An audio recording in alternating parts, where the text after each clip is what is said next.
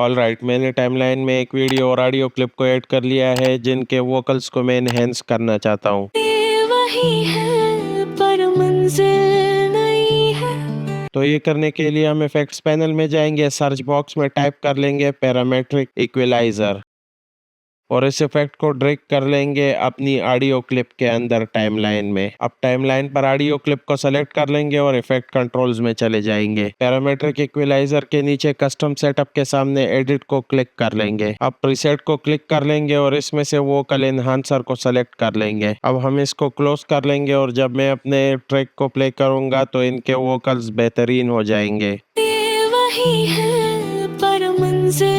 That's it for this tutorial. Thanks for watching. See you next time.